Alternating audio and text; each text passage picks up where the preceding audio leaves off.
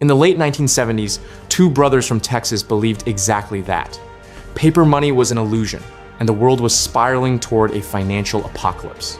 Nelson Bunker and William Herbert Hunt. They weren't just the world's wealthiest oil billionaires.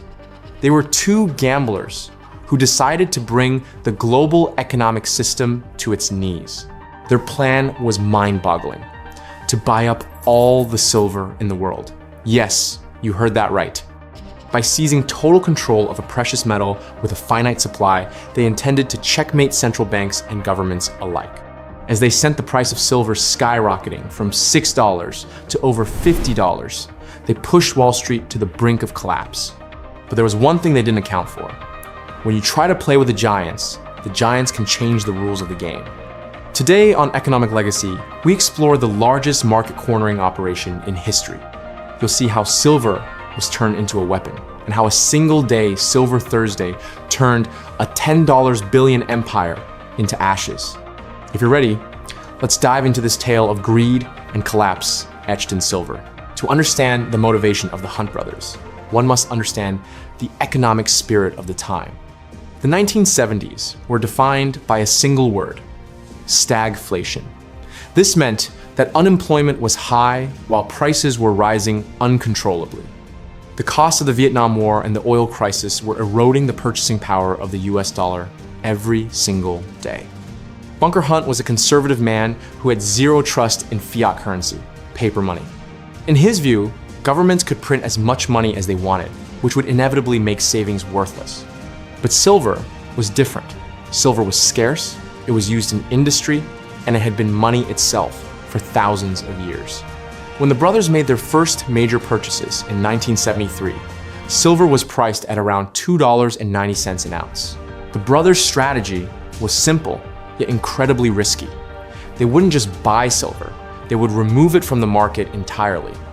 Normally, in commodity markets, investors use futures contracts. This means they agree to take delivery of a commodity at a future date, but rarely actually take the physical goods. They simply settle the profit or loss in cash. The Hunt brothers took a different path. When the contracts matured, they said, "We don't want paper money, we want our silver physically." This caused massive panic in the market. There was far less silver circulating in the market than the contracts the Hunts held. The brothers began moving tons of silver to private vaults in Switzerland using massive transport planes. As they pulled silver out of the market, supply plummeted, and prices naturally began to climb. The Hunt brothers were not alone in this operation. They joined forces with powerful partners from Saudi Arabia and wealthy Arab investors to form the International Metals Investment Co. They were no longer just two wealthy Texans. They had become a global cartel. By 1979, the Hunts and their partners controlled approximately 200 million ounces of silver. This represented nearly half of the world's total deliverable silver supply at the time. Prices spiraled out of control.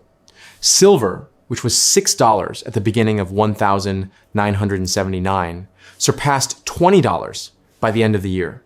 In January 1980, an unbelievable peak was reached. The price of silver hit $49.45 an ounce, and over $50 during intraday trading. The situation paralyzed daily life. Kodak, the giant of the photography industry, which used silver to develop film at the time, was shaken by the costs. Jewelers emptied their displays. In every corner of America, people flocked to shops with "We Buy Silver" signs. Family heirlooms, silver sets, metals, and antiques were melted down. Silver thefts in the UK increased by 500%. On paper, the Hunt brothers had become the richest people in the world. Their wealth had grown by billions of dollars. However, there was a problem. Very powerful enemies were gathering, determined to stop them. Wall Street and the US government were deeply unsettled by the Hunt brothers holding the entire financial system hostage. If silver prices continued to rise at this rate, many industrial companies would go bankrupt, and the economy would drift into chaos. It was decided that the rules of the game would be changed while the game was still being played. First, the COMEX, New York Commodities Exchange, stepped in. On the 7th of January 1980, a new regulation called Silver Rule 7 was introduced. This rule prohibited the opening of new long positions in silver. It only allowed the closing selling of existing positions. This meant the Hunts could no longer bring new buyers into the market. Even more critical was the increase in margin call requirements.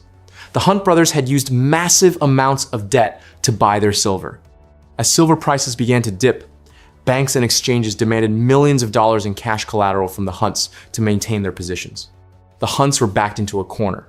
They were silver rich, but cash poor. If they sold their silver, the price would drop further, causing them to bankrupt themselves. If they didn't sell, they couldn't find the necessary cash to meet the margin calls.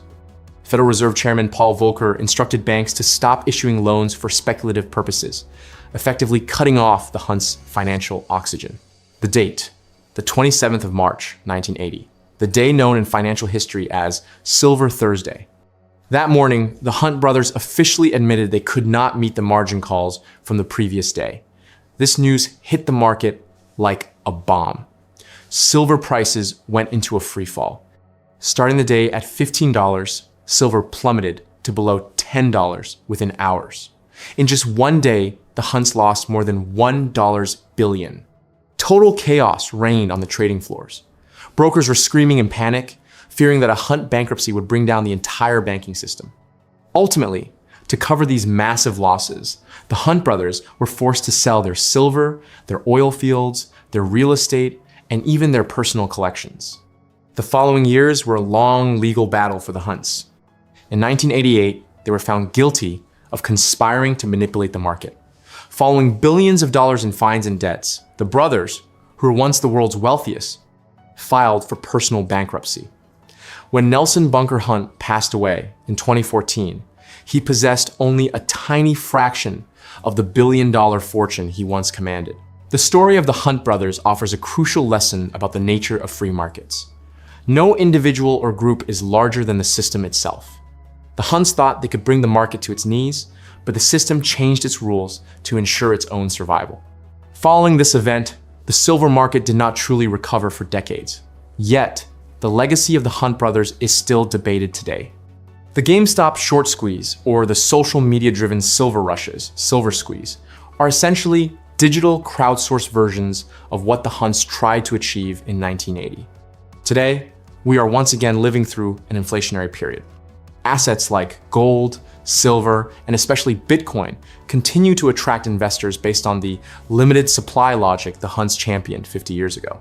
The Hunt brothers may have lost, but their concerns about the unreliability of paper money remain one of the biggest topics of discussion in the financial world today.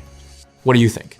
Were the Hunt brothers merely greedy speculators, or were they visionary investors forced out by the system? Let's discuss this epic economic battle in the comments.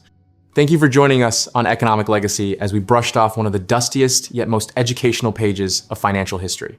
For more in-depth analyses like this, don't forget to like the video, subscribe to our channel, and turn on notifications. We'll see you in the next episode as we examine another great economic crisis or success story. Until then, take care.